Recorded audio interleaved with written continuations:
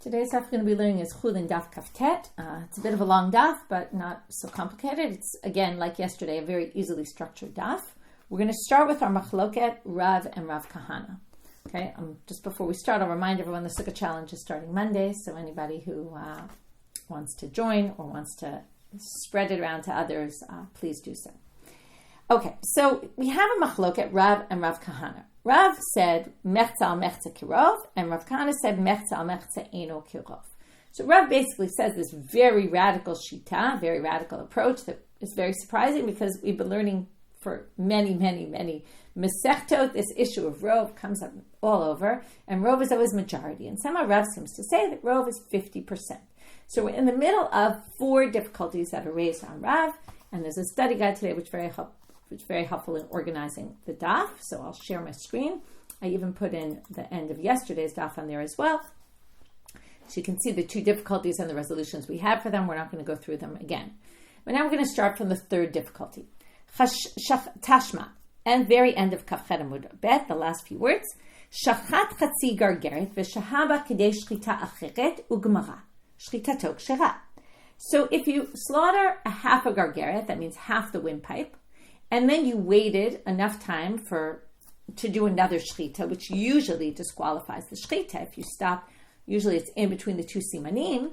But if you only did half, and then gemara, and then you finish the shechita to kshera, then the shechita is valid. Now, if you say mechtza al mechtza kerov, itrafala, it should be a treifa right now, because what you do, you basically slaughtered half the gargeret. Now, we're assuming you're talking about an animal. If you cut half the windpipe in the animal, wait the amount of time before another shechita, right?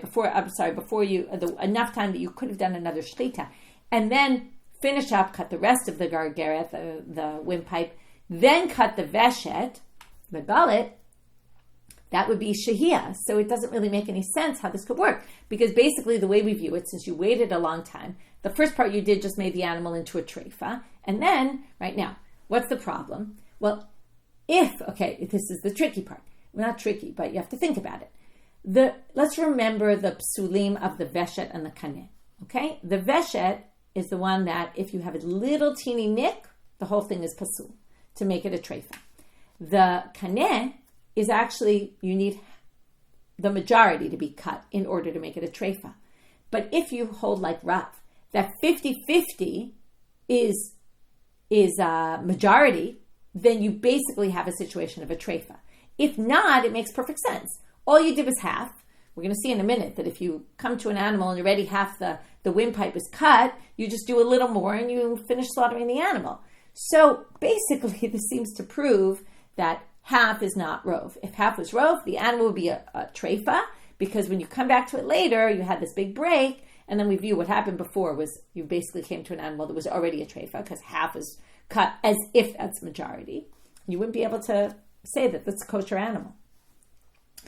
So the Gemara says, wait a minute, how did they resolve this? Misavar behema lo ba'of. Who says that's talking about an animal? It's talking about an oaf, a bird. Now, why does that change things?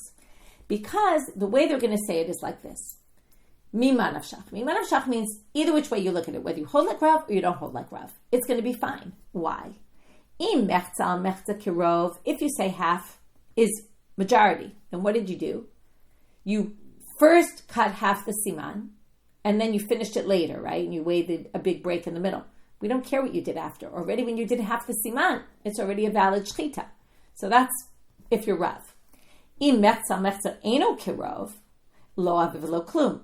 And if half is not rov, then you did nothing. And then when you come back later, the little bit that you do finishes, gets it over the majority, and it's fine. So that doesn't really raise difficulty against Rav. But now we get to the 4th one.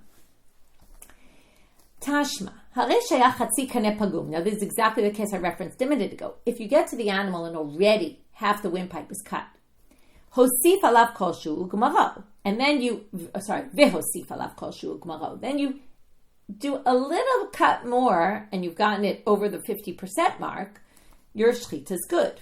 Now, obviously, you could say, Iyamar mechtza al mechtza kerov, treifa havya, just like we said before. If you say half, right, and the only difference between this case and the previous case was, in one case, you cut half first, stopped. In this case, you got there and half was already cut. But it's the same idea. If half was already cut and half is like rov, then basically the animal's a treifa. So, Amoraim, no. Shani le'inyan treifa debi'inam rov hanireh le'einayim. Okay, both in this difficulty, we're going to have an answer, just like all the others, except it's going to be different. And you can see this in the chart. I'll share the chart again. What we're going to do here is we're going to answer the question, but then we're going to completely reject this answer. And if you're wondering, which is I was wondering when I was preparing, I don't understand the logic here, well, Abai is going to say the same thing. The logic of this answer makes no sense, okay? But with that introduction, I'm going to explain the answer, even though it doesn't really make a lot of sense. So what Rav is going to do here is he's going to differentiate between what makes something a treifa and what makes something a kosher shechita. Okay, until now, in both the things we just did, both sources, the chatzi gargeret that you slaughtered and the chatzi kaneh pagum, where you got there and it was already cut, we basically assume that they're the exact same thing, right? If you're going to say that slaughtering the half of a siman is like slaughtering the majority of the siman, then you're going to say the same thing about half a siman is like a majority for the purposes of treifa. Okay? You're going to say, we're assuming those are the same. So Rava comes and differentiates. And he said, no. This is not a treifa, chatzi kaneh pagum. Okay? Why? Shani linyan treifa debi'ina rov hanireh le'einayim. For the purposes of treifa, you need a majority that looks like a majority. Now, if it's 50-50, it doesn't look like a majority, right? It's not noticeable. It's very hard to tell, right? If you have two things that are exactly the same, it's usually very hard to tell. Are they exactly the same? Is one bigger than the other? Right? You certainly don't have this impression that, oh, that one's clearly larger. Okay? For treifa, that's what you need. But for slaughtering, you just need 50%. Okay, now what doesn't make sense about this? Why would we differentiate between slaughtering and treifa, right? There's no real logic that in treifa you would need a rov that's noticeable and in shechita you wouldn't. So that's what Abaye says. Amalei Abaye, the lo kol dekenhu, it's not a kol sheken, wouldn't you say the opposite, which is if you're going to say uma treifa dibemashu mitarfa. Now, treifa sometimes, now here's the logic Abaye is going to say why it's obvious if in treifa you need a rov hanireh le'einayim, then you're clearly going to need a rov hanireh le'einayim also for shechita. Why is that? Because shechita never works unless you have a rov, right? Whether we call rov 50% or 51%, but you definitely need that. Treifa, there's many situations where a treifa is treifed up by a little teeny thing, like for example, the hole in the veshet we talked about. Just a little hole, a piercing, and that's enough to ruin it. So ma treifa debemashu mitarfa, you could have all sorts of treifas that are a teeny bit. Hecha debeina ruba, and yet we're going to say when you need rov, like we just saw from this chatzi kaneh, is not a treifa, beina rov hanireh le'einayim. You need it to be a noticeable rov. So shechita, all the more so, da'adi ruba lo mitkashra, until you have rov, it's not going to be okay, right? Lo kol sheken debeina rov hanireh le'einayim. Of course, you're going to need a noticeable rov in the shechita. So the logic of Rava makes absolutely no sense, in which case they basically say, we really have a difficulty on Rav from this source, right, about the chatzi kaneh pagum, okay? Now, because of that, they're going to say the following. Ela de kule alma mechtza eino kerov. They're now going to say, Rav never meant what you thought he meant, okay? Now, it's a little bit difficult because, and I just saw some shrugs there, right? Itmar Rav amal mechtza kerov. He says 50% is rov. And Rav Kahana says mechtza eino kerov. 50% isn't rov.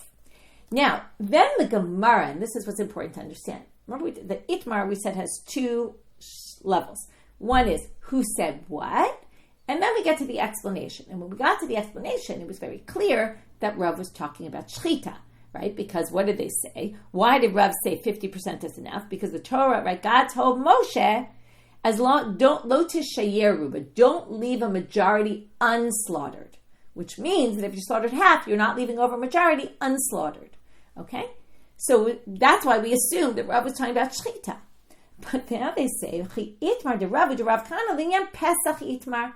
Their machloket is 50% rov or not, has to do with one particular issue. Not rov in all of the Torah, not rov in shechita. In shechita, for sure, you need a majority. 51% or 50.1. You have to have a majority. Rav definitely didn't mean that. He was talking about something entirely different. What was it about? This is when you take words out of context. Okay? What did he mean? Okay, we've learned this many times. If you haven't might be the first time you're learning it, but I'll explain, which is if the majority of the people are impure on Pesach, you're allowed to bring the korban Pesach. It's a korban tzibur, it's a public korban. Majority of the tzibur being tamei allows you to mahutra b'tzibur. If there's a tzibur, a community of people that are impure, we're allowed to do the korban even though the majority of the people are impure. Remember, if you're impure to the dead, right, you can't bring the korban Pesach. You do a Pesach sheni. So in this case, how do we determine whether the tzibur, the rov tzibur? So Rav Amal, mechtza kerov. In that case, if exactly 50% of the population is impure, we allow the korban Pesach to be brought. In a second, we're going to see why. Rav Kahana amar, mechtza eino kerov. Rav Kahana doesn't think so. Now, Rav Kahana is obvious because he goes by rov and the rest of the Torah, so we don't need an explanation for him. But Rav, hatam mai tama derav, dichtiv ish ki yeh tameh lanefesh. That's the pasuk about Pesach Sheni.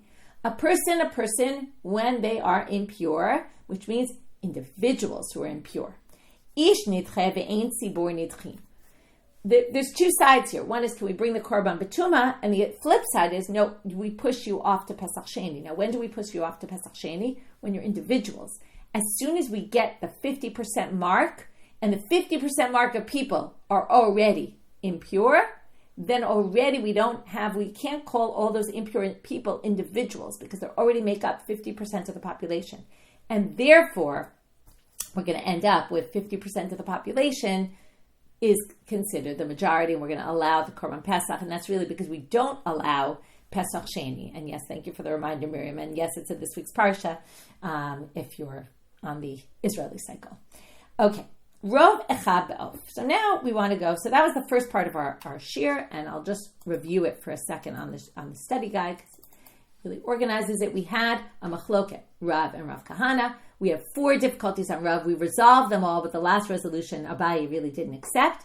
And from that, the Gemara didn't accept it and basically reinterpreted the whole machloket of Rav and Rav Kahana. Okay, now we're going to deal with the Mishna. Okay, the Mishna that we already learned. I'll redo the Mishna again.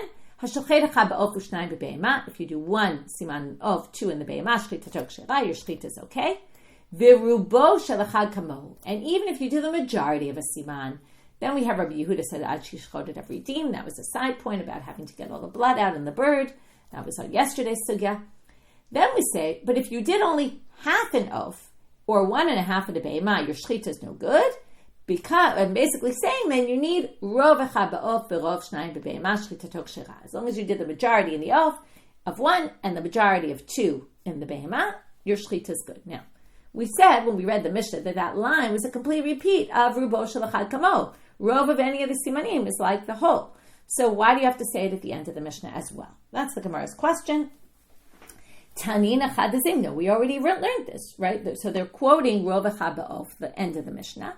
And they say, but we already learned that. Rubo shel echad kamahu.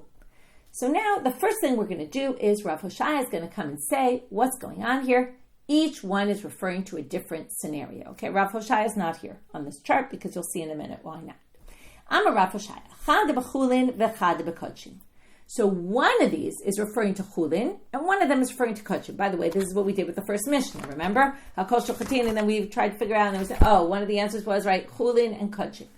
So also here, one is referring to chulin, one is referring to kodashim, and now Rav Hoshaya is going to explain why you couldn't do, and what we basically want to say in simple terms is, well, when you're slaughtering for your own sake, rov is enough. When you're slaughtering for korbanot, rov is enough. Now, why was it not utsricha? Why do you need it to be said in both? And couldn't you have just inferred one from the other? Shechita is shechita, whether it's kodashim, whether it's not kodashim. Well, di'yash mein on chulin, you would have said, ha'atamu desagale beruba. Maybe if it said it by chulin, you might have said, rov is enough for chulin. Okay? Why? Mishum delav ledam hu tzarich. You don't need the blood, right? In fact, we're just going to cover the blood. Well, it depends. In an animal, no. But basically, we don't need the blood for any reason, right? I'm trying to get the blood out of there. That's my point. Aval, okay, we're going to see in a minute what that means. Aval kodashim deledam hu tzarich. But by sacrifices, we need the blood. Why? Okay, we spent a long time on this, sprinkling the blood and how important the sprinkling of the blood is. That's the main point of the korban. You want to get the blood out. If you want to get the blood out, what's the best way to get the blood out? Completely sever both simanim and not leave them majority done. If you cut the majority of them, the blood won't come out as much. So maybe rov is not enough. So if you just had rov and chulin, you would have said, but in kodashim, you need to do the whole thing. And that's why we have 2 lines in the Mishna, one to tell you chulin, one to tell you kodashim. Now, theoretically, you could say, okay, wait, if rov is enough for kodashim, shouldn't that be good enough for chulin then? On that same logic? So they're going to have to explain now. Yes, we're on kodashim, this is Rav Hoshai explaining. If you were told us kodashim, mishum deledam hu tzarich, you might have said you need majority in kodashim because you need the blood. We're going to reinstate the previous sugya. Maybe half would have been enough. Okay, it's the same logic. We're just going, right? First we said maybe you need the whole thing for kodashim. Once we say you only need rov, maybe for chulin you need even less. Maybe 50-50 would be enough, cutting it exactly, and half would work. Because you really don't need the blood to come out, so maybe half is sufficient. Kamash malan, that's why they had to teach you. No. One sentence for chulin, one sentence for kodashim, both are the same, even though you might have thought to differentiate. Now comes the big question. Not such a big question, but hey b'chulin, hey b'kodashim. Which line is the line about chulin? Which line is the line about kodashim? And what we're going to do here, and I'm going to share my screen, is we're going to have 5 answers. Okay, you can see from the chart, they all say that the ratio is chulin and the safe is kodashim. They all think that we start out with chulin, we move to kodashim, but each one is going to have a different proof. Okay, we're going to have 5 different proofs that which one, and that's going to take us to the end of Amud Aleph. Amoraim Rav Kahana. Mistaber reisha b'chulin v'seifa b'kodashim. It seems more logical to say that the reisha is chulin, the seifa is kodashim. Mimai. From where? Well, midikatani hashochet. Look at the words of the Mishnah. Hashochet echad ba'of. Now, if you're talking about sacrifices, what would you say? Hamolek echad ba'of. Right? Isa kadatach reisha b'kodashim hamolek mebayale, because you don't slaughter a bird. You do malika to the bird in the sacrifices. So now the Gemara says, wait a minute, they're going to counter question this, and we're going to do the exact same thing in the next answer. Wait a minute. Elamai, seifa b'kodashim, you're going to say, okay, so then the line, rov echad ba'of, v'rov shnayim b'beima, is talking about sacrifices. But you have the same problem there. What does it say? Shechita kshera. Malika kshera mebayale. It should have said the malika is kshera, because you're talking about the bird. Now you're also talking about the animal, and that's the tricky part. So now they're going to explain why, okay, in both cases they're talking about a bird and an animal. And shechita works for animal, malika works for bird. But why are we going to assume that the Tana should have used malika in the beginning, and if it was talking about the sacrifice, but yet if it's talking about the sacrifice in the end, it's okay to use the word shechita? They say, halokashya. In the beginning, at the end, tananami shechitato kshera. How does the last sentence go? It starts with oaf and moves to behema and then says the word shechita. Rov echad ba'of, rov shnayim behema, shechitato kshera. So the word that's right next to the word that's going to talk about the slaughtering is the animal.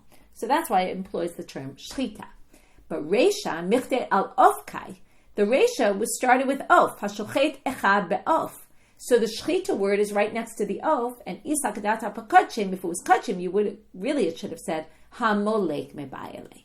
Okay, so answer number 1 is the word hashochet echad be'of should have been hamolek, and that's why it must be the end is the sacrifice.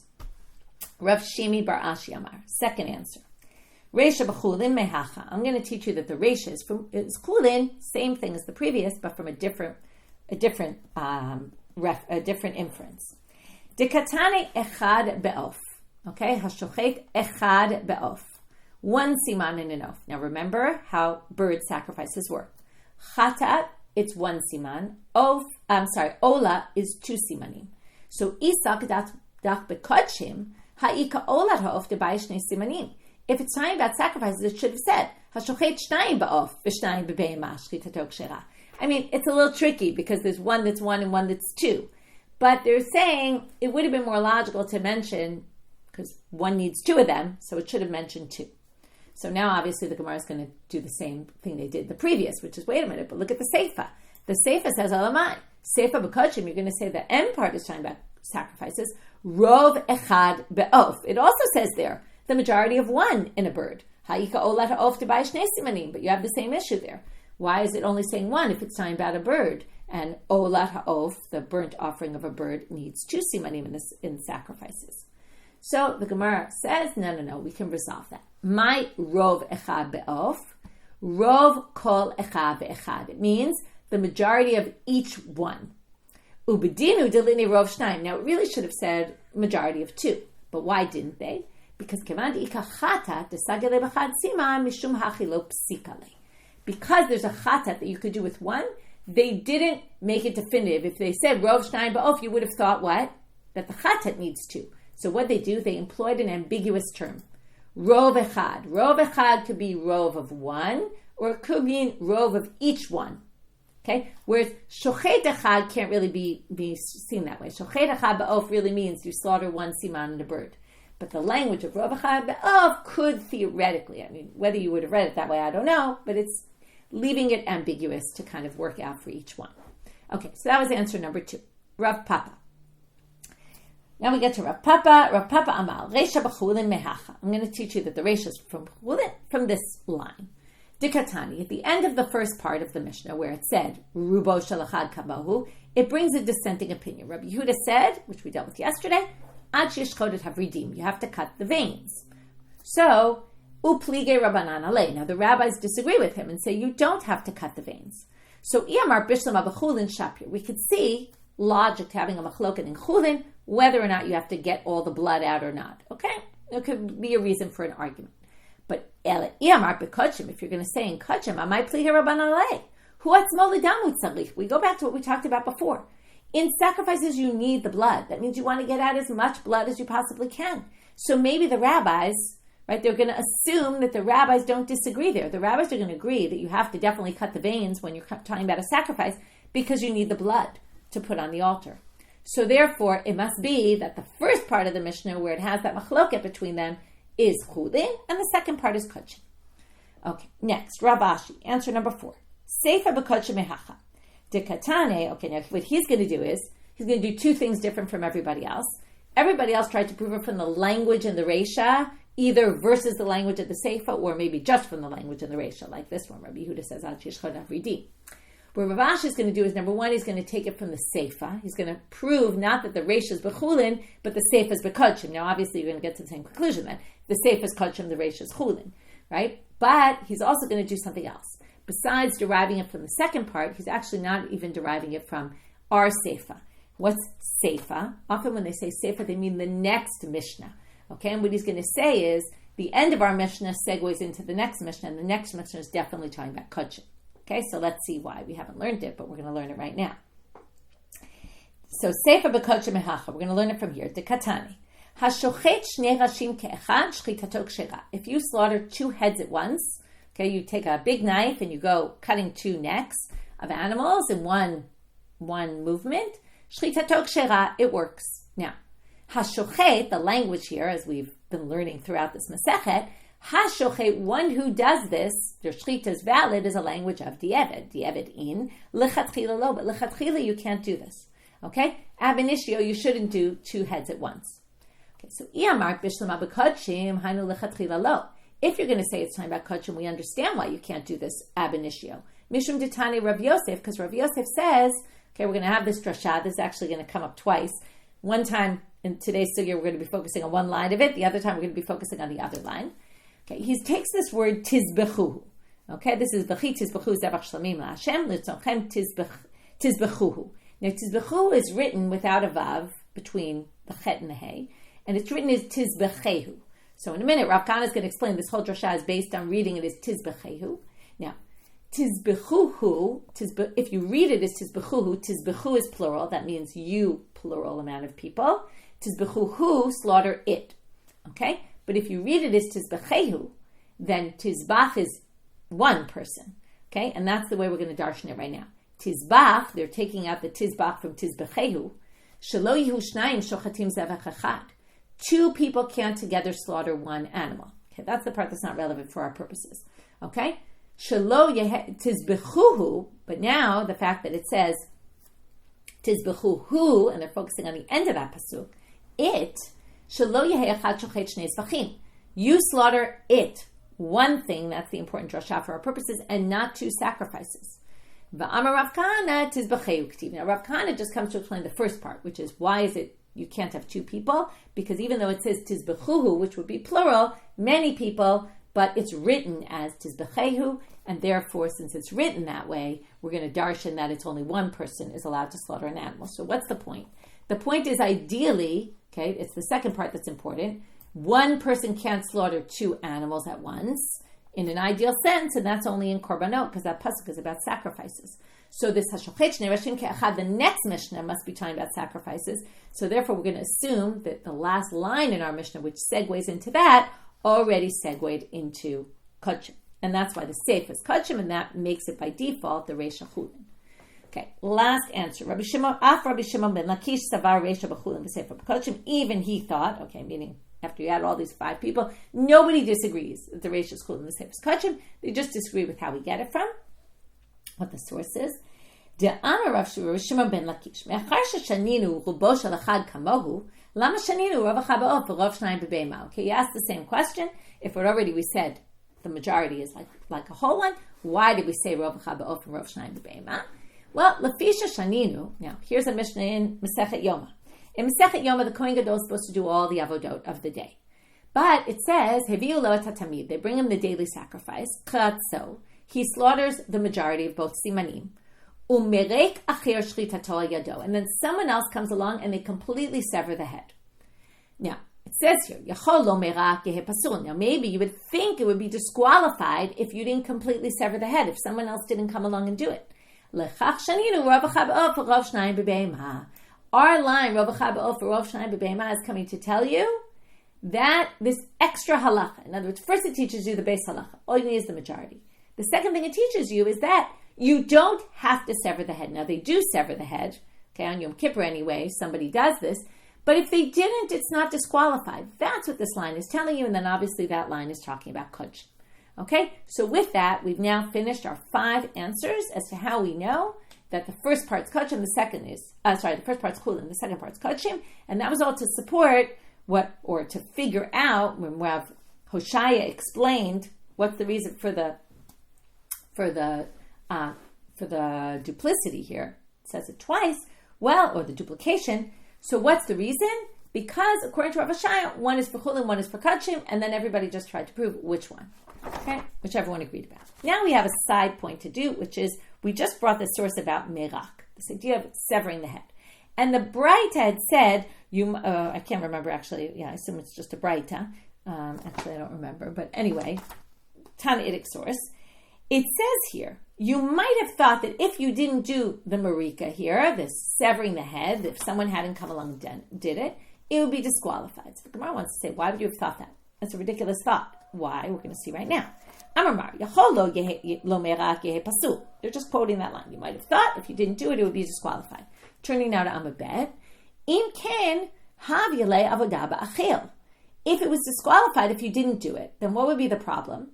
Then that's an essential part of the Yom Kippur service, right? To cut the top of the Korban Tamid. And if so, Vitanya, the Brayta says, as I already told you this, Kol Avodat Yom Kippurim Einam Kshirot Elabo. If it's an essential Avodah of the day, all the Avodot of that day have to be done with the Kohen Gadol. Then how on earth could you have somebody else doing it? The fact that someone else does it proves that it's definitely not an essential part, and it's not necessary. So how could they have even suggested that in the Brayta? So, and again, if you don't have that thought that maybe it would be disqualified, no one needs to tell you that Rov Echad, right? And then we have no point for the line in our Mishnah. The Rov works. So Hachi Kamar. This is the way to read it. Yachol Yehe Pasul Midrabanan. Nobody thought it was going to be disqualified by Torah law, because obviously the Kohen Gadol would have to do it then. What they mean is maybe by rabbinic law you have to do this. You might have thought that there's a disqualification by rabbinic law if you don't do the marika. That's what our Mishnah comes to tell you. There's no disqualification even on a rabbinic level. That already makes more sense. But the Gemara has one last question here. Wait, if there's not even a disqualification by rabbinic law, then why am I doing it? To which the Gemara answers, mitzvah l'marek. Well, it's just a good thing to do, okay, right? These are levels, okay, right? I mentioned how Alana's shiur this week is about derived and derived, right? This is like another level. Mitzvah, a good thing to do, but not necessarily that there's a disqualification by rabbinic law. Now, why would this be a good thing to do? Good question. So Rashi, you can see, and I want to just quote you Rashi because I think it's interesting to see his deliberation, and then we'll move on. Rashi says here, it's the first Rashi on Amud Bet, mitzvah l'marek mishum dam. You want to get out all the blood. There's something about getting out all the blood that's why you want to completely sever the head. But then he points out, Ani shamati biyoma, I heard someone say, I guess when I was learning Yoma or in Masechet Yoma, when this came up, mishum berov am hadrat melech. We want to include more people in the process, so they added Marika as a mitzvah so someone else could be involved. But Rashi completely rejects this and says, Ein li biyom ken. I don't think that's right. Why? Well then, im ken kol avodot nami, v'arei hakatuv ikpi b'kohen gadol v'geresh et rov am. It might be this nice idea, but Rav Hadrat Melech, we see this in all sorts of halachot, like for example in Megillah, reading the Megillah Esther, Persume Nisa. You want to do it with as many people as possible. And there's other cases in the temple where they did things with as many people as possible. But not in Yom Kippur, because in Yom Kippur, the whole thing is, he even says to chase out everybody. It's just the Kohen Gadol does it, so it doesn't make any sense that we would add this one case where we try to have more people involved. Really makes no sense. So he rejects that reason, but what you can see here is there was a struggle to figure out what exactly this mitzvah is all about. Okay, that's a complete aside. We're going to go back to our main topic. We now move to the second part of today's class, or the third part, right? Okay, let's just go through. First part was Rav and Rav Kahana. Rov, right, chetzi is like Rov, according to Rav, which in the end we rejected and said he's only talking about Pesach. Then we had this double, the same sentence appearing twice in the Mishna. And we said one is Chullin, one is kodashim. We had to explain why one is Chullin, one is kodashim, right? Why we need both. Then we explained how do we know the first one's Chullin, the second one's kodashim, 5 different answers. And this was just an aside from that last one. Now we get to a new machloket, which is going to continue into tomorrow's daf. Amar Rabbi Shimon ben Lakish mishum Levi Saba, Eina l'shechita ela basof. Shechita only kicks in at the end of shechita. When you're involved in the shechita process and the beginning part, until you finish the shechita, it's not called shechita. Okay, how this is going to be relevant, we're going to see soon. Rabbi Yochanan Amar, Yeshna l'shechita mitchila vad sof. There is a concept of shechita from the beginning throughout. Okay, this, by the way, we have it with schirut, like hiring someone. Are they hired from the moment they start working, or is it only when they finish the job, or when you rent something? There's all sorts of issues like this where they have machlokot about, does this kick in only at the end, or does it kick in already from the beginning? So first we're going to see in what cases they agree, and then we're going to see in what cases they disagree. Okay, so for here I'm going to also pull up the chart again. So it's a machloket, basically Rish Lakish and Rabbi Yochanan. Okay, Rish Lakish quoting it in the name of Levi Saba, but it's Rish Lakish and Rabbi Yochanan. So Rish Lakish says, no, it's only at the end. Rabbi Yochanan says it's even from the beginning. Amar Rava, Hakol Modim, they both agree. Okay, the first cases we're going to see are 2 cases where they both agree. And there's no machloket. Hechad shachat siman echad goy, v'siman echad Yisrael. Psula. If a non-Jew slaughters the first siman, which we said is invalid slaughter, and this, right, if he did the whole thing, and the second siman is done by a Jew, okay, so if you say, from the moment you start the shechita, it's already shechita, then obviously it's a disqualified shechita, because you had a non-Jew doing it. But if you say, Ein l'shechita ela basof, look, the second siman was done by the Jew, so the shechita was finished by a Jew, theoretically, that should be fine, but they say no. Because if what the non-Jew is doing is not shechita, then when he cuts one siman and the Jew now comes to slaughter it, he's slaughtering an animal that has one of the simanim cut, and that's obviously a treifa. So basically, he's slaughtering a treifa, and it's not going to be valid. So everyone agrees in that case. Second case, ba'ola ta'of nami. There's 2 things you have to remember about an ola ta'of for this sugya. One is what we talked about today, which is you need to cut 2 simanim and not 1. And the second thing is you have to do it at the top of the mizbeach, not at the bottom. So if you did malika, and the malika has to happen at the top, if you did malika of one of the simanim at the bottom, which is only half the shechita, and then you went up to the top of the altar and did the second one, they both agree that it's disqualified. Okay, even though you could say, if you say Ein l'shechita ela basof, then only at the end, and at the end you were up at the top of the altar, which is exactly where you're supposed to be. What's the problem? Well, sharei asaba maaseh chatara of lamata. Well, the chatara of actually happens at the bottom.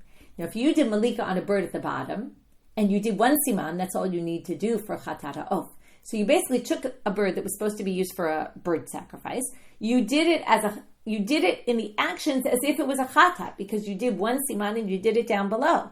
So that basically is the complete action for a chatat. And that's why it's completely disqualified, even if you hold shechita only kicks in at the end.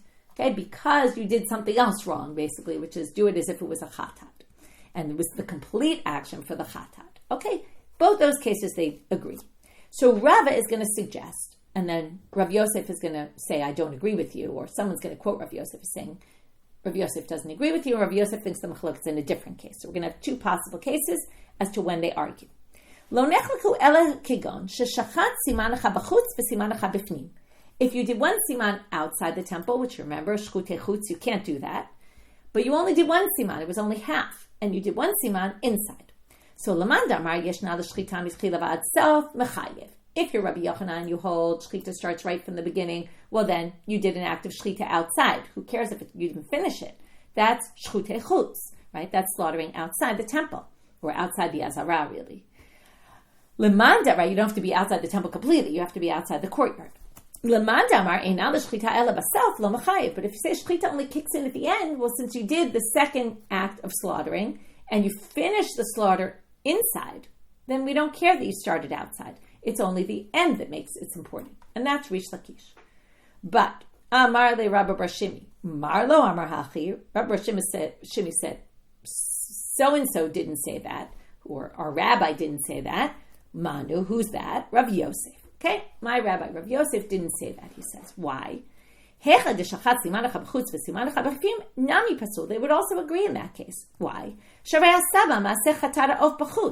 That's one siman has significance because in a chatara of, in the sin offering of a bird, one siman would be a problem. So therefore, even if you do it in something else, right, it wasn't a chatara of, still siman echad has significance, and that's going to be a problem if you do that outside. So what case do they disagree about? Lo nechlaku ela kegon sheshachat miut simanim b'chutz u'gemaro b'fnim. What if you did part of the siman outside, meaning a minority of it, and then you finished it inside? So that's a good nafkamina, right? A good practical difference.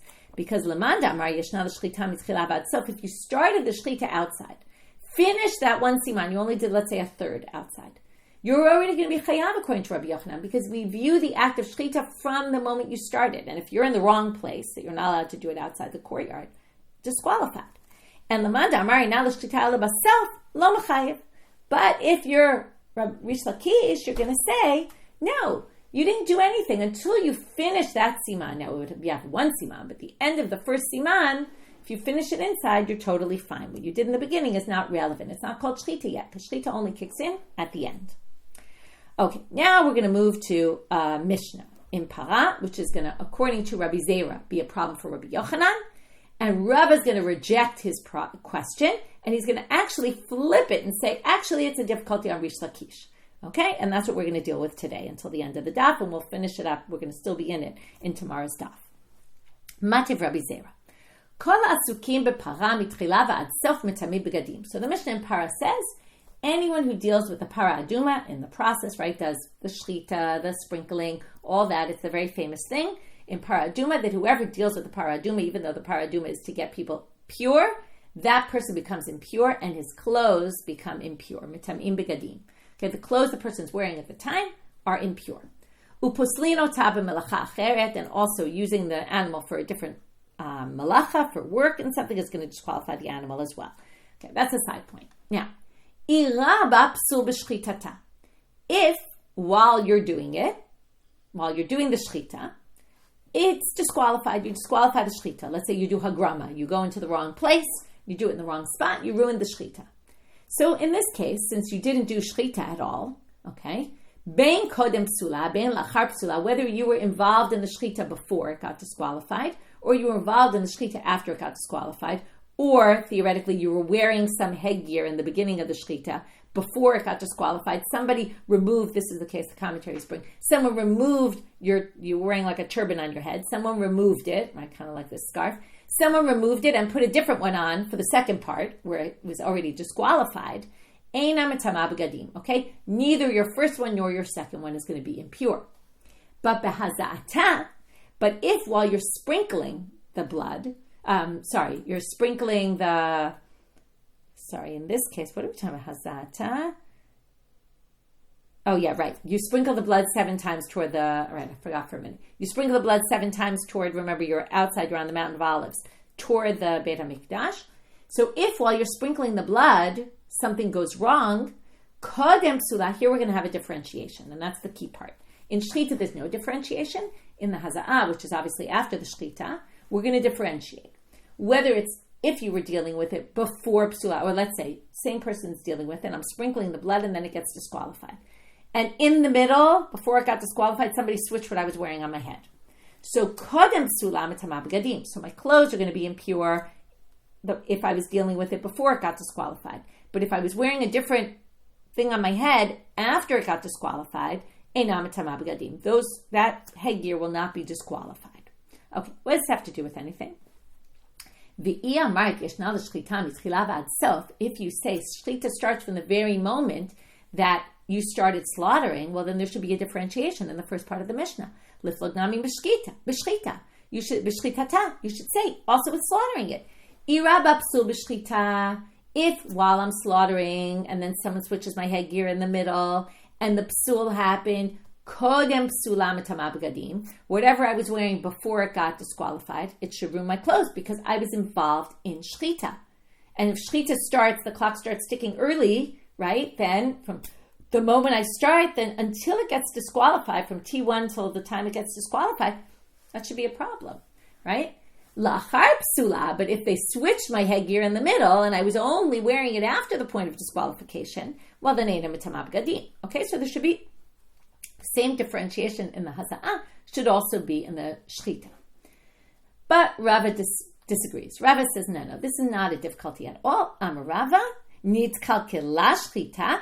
Kamarta, you're talking about a shechita that got ruined.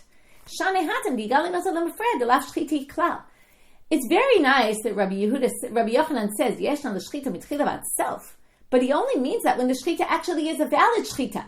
If you end up ruining your shechita, we don't go back and say, well, the first part was considered shechita because the shechita never happened, right? And that's, yes, theoretically the shechita started, but if it got stopped in the middle, then it's as if there's no shechita. And that's why you're not going to be b'tam b'gadim before the shechita got disqualified, because in the end it's disqualified. So that's not a difficulty. But he does say the following thing. He says, Amoraim, ikashili hakashili. But if you're going to have a difficulty, this is the difficulty you're going to raise. And as I told you before, he's going to switch it and say this actually raises the same Mishna, raises a difficulty on Rish Lakish. Okay, why is that? He says, Lemanda Amar Eina l'shchita ela basof. If you say shchita only kicks in at the end, liflog behechshera de parana. This machloket was about if the shchita gets disqualified. What if the shchita was valid? I could still see a way that you should have distinguished between two cases. What two cases? What's the case? Ki gon de shachtua betray gavre. What if 2 people were involved in the slaughter? And then it got, and okay, so if 2 people are involved, de gavra kama lo mitama, the gavra batra mitama. Now here the shechita was done perfectly fine. Although in a minute we're going to see maybe not. But if the shechita was done in a totally perfect manner, and 2 people slaughtered it, one person cut one siman, the other person cut the other siman, if you say, like Rish Lakish, Eina l'shchita ela baself, then you're basically going to say, the first guy's not tamei, because he wasn't involved in shechita. It's only at the end of shechita that it kicks in. And the second person would be tamei. So according to Rish Lakish, the Mishna should have made this differentiation in a case where the para wasn't disqualified, but actually was perfectly valid. And why didn't they? So the first answer is going to be Rav Yosef. Tomorrow you'll see a different answer. Rav Yosef says, Trei gavre b'chad zivchat kamart. Wait a minute. How could you have 2 people slaughtering one sacrifice? Remember what we learned earlier in the daf? Bar minei dahi detanina. You're completely ignoring what it says in this braitot. Tizbach. This is a braitot Rav Yosef brought earlier. Tizbach shelo yehe shnayim shochatim zevach echad. You can't have 2 people slaughtering one sacrifice, right? Last time we were involved in the second part of it. Tizbacheu shelo yehe echad shochet shnei zvachim. And Rav Kahana tizbacheu k'tiv. Okay, but in other words, that actually Rav Kahana is relevant to our part, but the tizbacheu part is that one person can't do 2 zvachim because it says tizbacheu. But anyway, Rav Kahana comes and explains, tizbacheu k'tiv, one person slaughters one korban. You can't have 2 people doing a para. So how could you have said against Rish Lakish, it should have given a case of 2 people slaughtering the para aduma? There is no such thing. You're not allowed to do that. Okay, so to reject this answer, okay, and go back to saying this really is a question on Rish Lakish, Amar le Abaye, Lav itmar ala, Amar Rav and Rav Kahana, Amar Rabbi Yochanan, Zo divrei Rabbi Lazar, Rabbi Shimon stimta.